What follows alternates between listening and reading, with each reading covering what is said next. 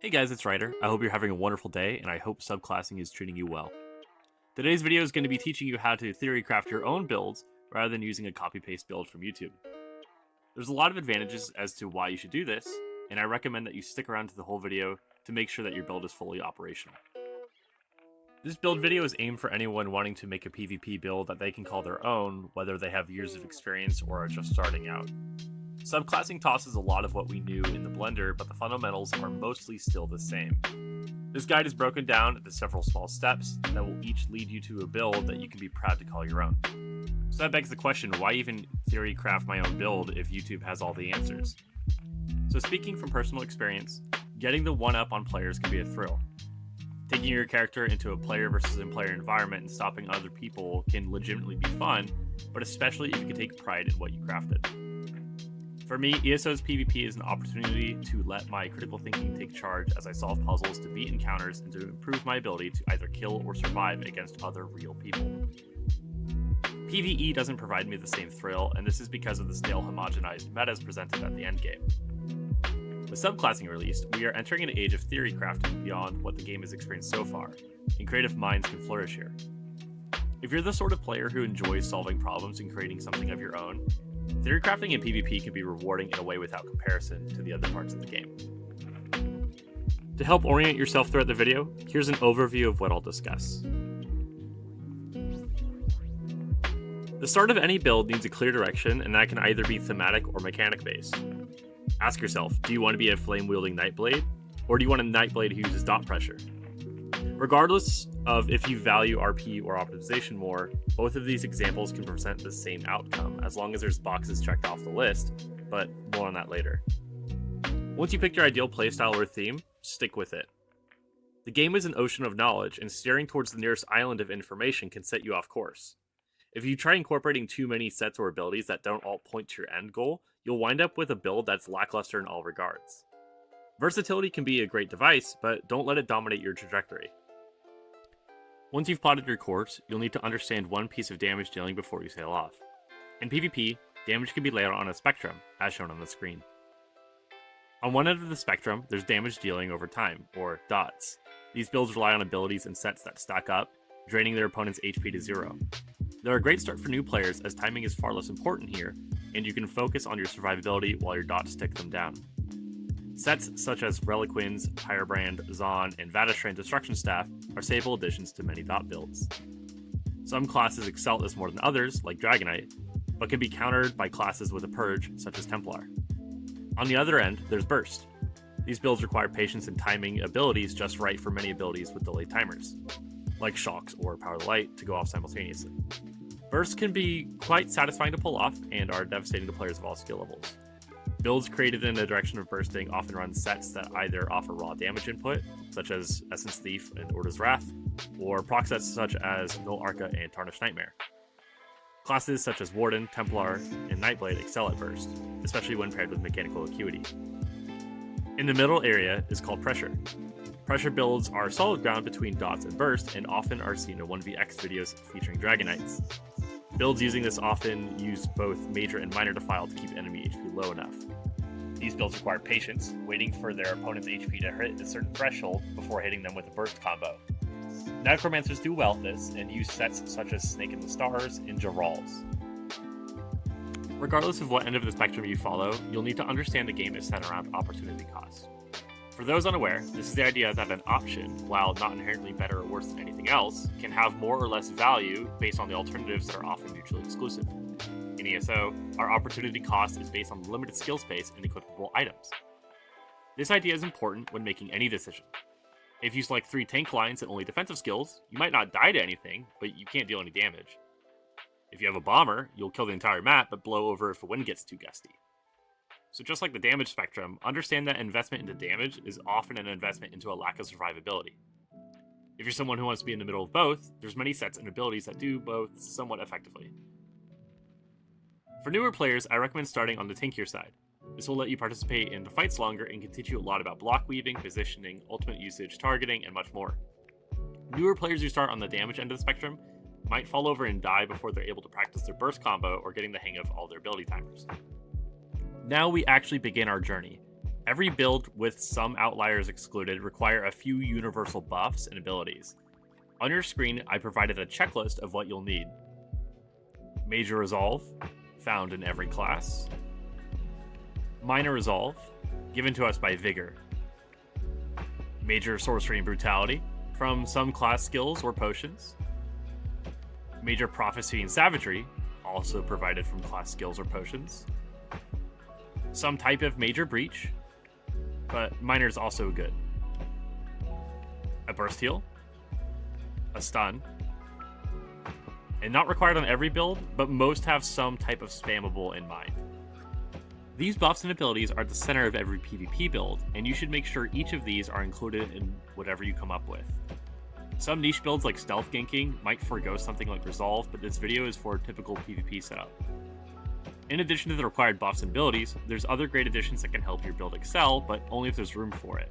I would not recommend using sets to fill any of the following buffs, as dropping a 5-piece set is simply not worth it. Some of these buffs include Major Evasion, which is a powerful tool that reduces AoE damage by 20%, shutting down lots of cleave damage and ults in PvP. The minor variant of this can be found in either Arcanist or Warden. A Gap Close can ensure ranged targets like Sorks don't have free reign over the map and can stop them from escaping. In a similar vein, mobility options such as Streak can break line of sight from your attackers, giving you time to freely heal and recover. An Execute ability can be a powerful addition to your kit, which can let you kill off low HP targets. Major and Minor Defile can mitigate your opponent's healing by additional 24% when combined. And finally, status effects like Burning or Poisoned can add decent amount of damage, whereas others like Concussed can give minor vulnerability. If you're unfamiliar with status effects, I recommend pausing the video and following the link in the description to learn more about their potency. One other vital factor in your setup is your sustain, and this is directly impacted by almost every choice in your creation, including food, sets, champion points, race, Mundus, and some enchantments. While that list might seem like a lot, you can boil this choice down to your jewelry enchantments and food. Sustain is another opportunity cost, but instead of considering every factor that goes into determining your ability to recover resources, by simplifying the formula, you can save yourself a lot of mental headache. That isn't to say other components of recovery aren't important. Races such as Breton have a higher magic sustain than a Dark Elf, but both races can reach the same numeric results with the aforementioned adjustments. To determine if your sustain is high enough, consider where you'll be using this, such as environments where champion points are disabled, such as battlegrounds.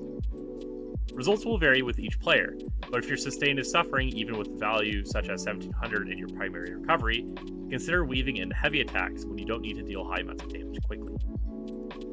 To actually ensure all the requirements are met, you'll need to carefully select each skill line. Every Major Resolve ability that comes from a class skill line has an additional effect. Templar's Resolve gives healing and resources over time. Sorcerers provide a speed buff and damaging effect. Dragon Knight can either deal chip damage or give a damage shield.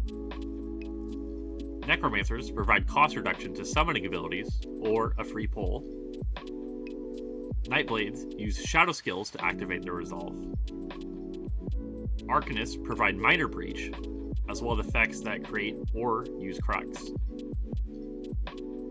And Wardens provide themselves minor protection. When considering which skill line you'll take, also consider the passives of the skill line. One resolve ability might be great on its own, but the rest of the skill line might not benefit your setup. Make sure to thoroughly read through each one before making a choice. Your build will also need key major damage and crit buffs. Some abilities, as displayed on your screen, provide these buffs for you at the cost of an ability slot. Purely Magicka builds often disregard these abilities, opting to use spell power potions instead, but hybrid or stamina builds commonly require these buffs to come from abilities to let them use tri-stat recovery potions. Major Breach comes from many abilities in the game, but I recommend one of the following. Shulks from Animal Companions, Elemental Susceptibility from Destruction Staff, Noxious Breath from Dragon Knight if you're using a dot build, Pierce Armor from Sword and Shield, or Caltrops or Unnerving Boneyard if you're concerned with AoE breach. Next on the list of vital components, as mentioned earlier, is going to be your Burst Heal. Some classes have burst heals built into them, though with the addition of scribing, you don't have to hunt for them from a class skill line. Soul Magic's Wield Soul ability offers some of the best healing in the game and can be customized to fit your build. If your build uses this offensively instead, consider picking up a burst heal from one of their class skill lines, though I'm biased to recommend Templar's Honor the Dead. Why does everyone keep moving? I'm just trying to get some fun background footage. Stuns come in many forms, and there are too many ways of acquiring them to list, though just like class resolves, each class's stuns comes with additional effects. Some stuns are jankier than others and are harder to break free. I know that might sound strange, but consider Templar's Piercing Javelin. This ability knocks the opponent back, which is an animation that must be completed before the target can take an action. Even on a less technical note, Dragonite's Fossilize mobilizes them, forcing the opponent to roll dodge immediately after. As I mentioned earlier, avoid filling this requirement from a 5-piece set, but some duelers use Kjolnar to fit the slot.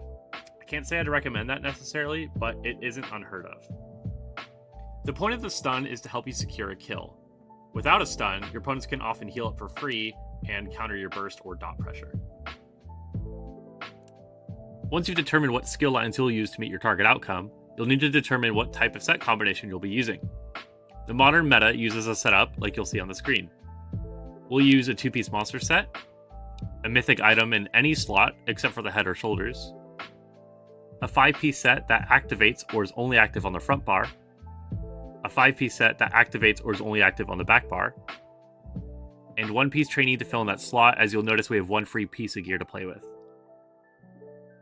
Players will often divide their bars for being one offensive and the other defensive, and they'll match this with their 5-piece sets.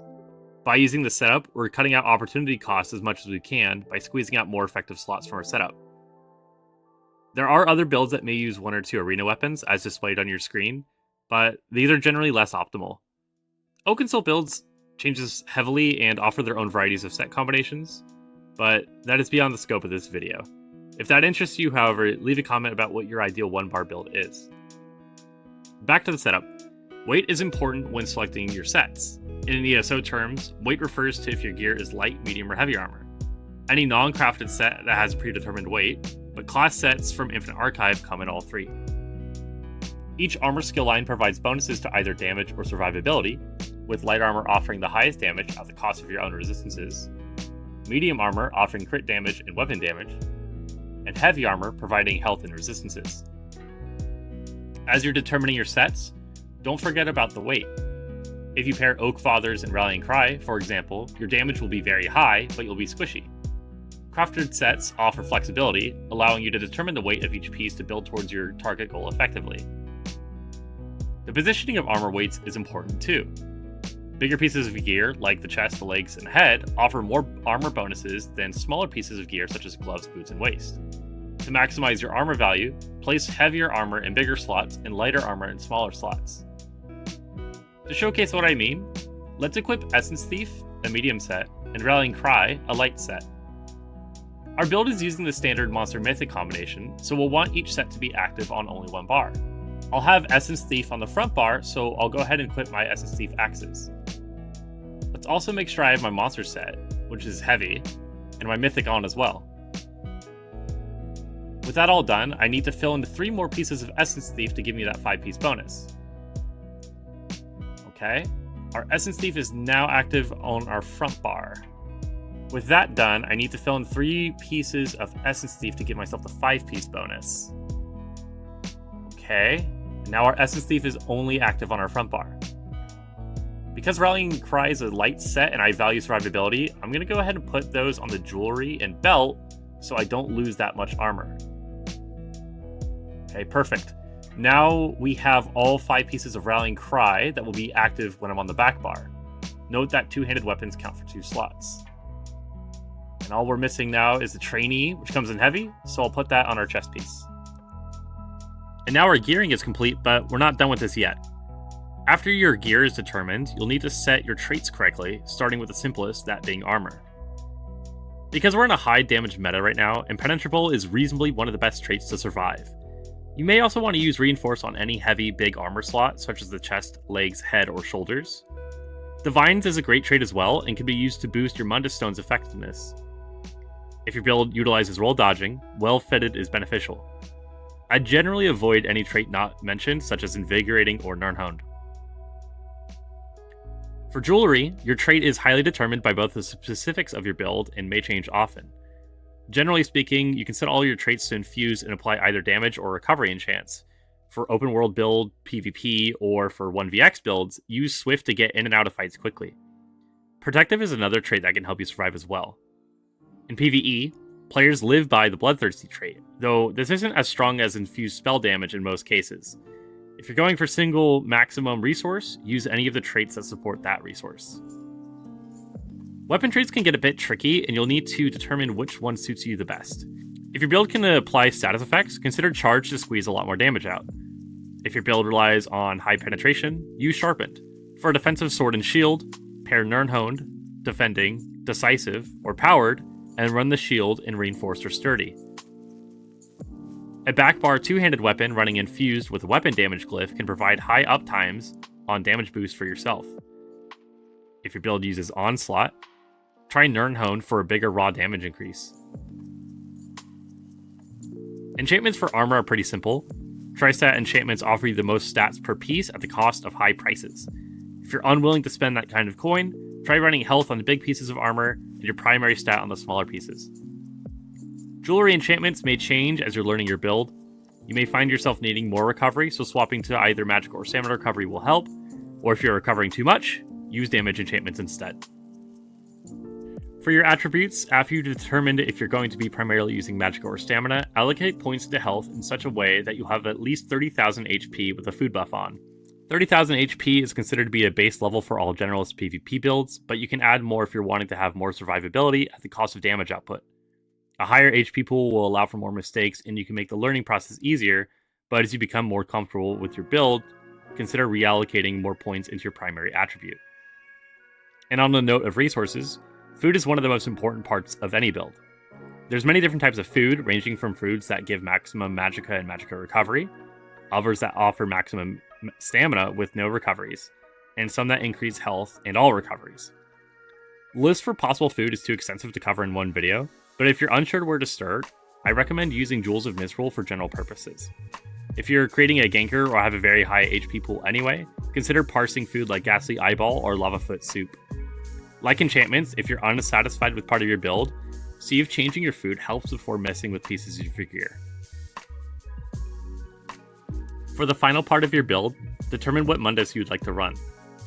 If you're running sets that add crit damage, consider the Thief or the Shadow. If you need more recoveries, run the Serpent or the Astronaut. There's plenty of Mundus stones in the game, and treat them as additional bonus to your build rather than building around them. After you've done everything that we just talked about, i.e. selecting your traits, enchantments, making sure all of your buffs are correct, and so on, it's time to bring your build out to test. Currently for PvP zones, we have Stormhaven for duels, Imperial City for small-scale fights, Battlegrounds for unorganized 4v4s and 8v8s, and Citadel, which has all of the illicit types of fighting above. Choosing the right environment to test your build will help you get the best feedback. There's no way to know if your build will work or not on paper. You could hypothetically test on a dummy or just read the character sheet, but there's a lot of qualitative factors that go into determining a build's efficacy. For most builds, try them out at Stormhaven.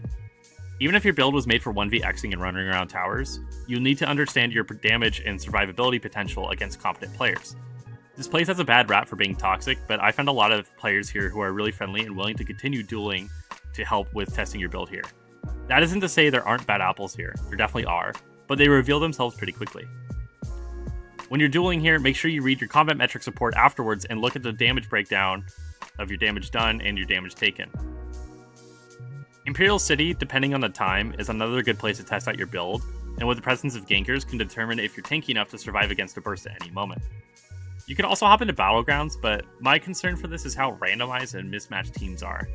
And you could make a solid build and have several matches in a row with low health or low CP players as teammates, making testing nearly impossible. 8v8s are an okay place, but this is dependent on what game mode is being highlighted at the moment. If Citadel had better performance, I would consider trying this as well, but for any player who might be new to PvP, sticking to more controlled environments with less room for lag spikes would yield faster, more positive results to your research. Clipping your fights is one of the best ways to dissect what exactly went right or wrong within a fight. Sometimes it's easy to blame the build, but watching your own clips can reveal mistakes we made that led to our death. Blaming either yourself or the gear is really easy to do unless there's evidence to suggest the truth, and gathering and watching clips of your fight will point you to that truth more clearly. When you're analyzing either your fights or your build, make a series of questions to ask yourself about all the previously covered topics, such as if your sustain was in the correct spot, or if you have enough damage to finish your targets off. Just like having a clear target to aim for when making the build, having clear questions about your build's weaknesses will help you fix those problems faster. Some of the example questions may include, did I get impatient and use my ultimate at the wrong time? Did I need to heal as much as I did? Did I miss an opportunity to kill my opponent? Was I playing too safe or too aggressive? Were there any opportunities to stun where I didn't? And so on. You'll need to come up with your own questions to your own concerns with your build to help yourself the most. To close out the video, always do more research. If you have some spare time and find yourself doom scrolling, pivot and search up a YouTube video on PvP or look through the sets in the various ESO databases online. A lot of the game's skill is simply knowing what options you have, and to make your best build, you'll need to have as many tools as you can. If you get to the point where you're changing your build constantly but it's not working, think outside the box but try to accomplish the same goal. You may surprise yourself with what you come up with. I hope this video helps people orient themselves in the Wild West that is subclassing and especially PvP. If you've enjoyed, let me know in the comments and what you're cooking up, and I will see you guys soon. Bye!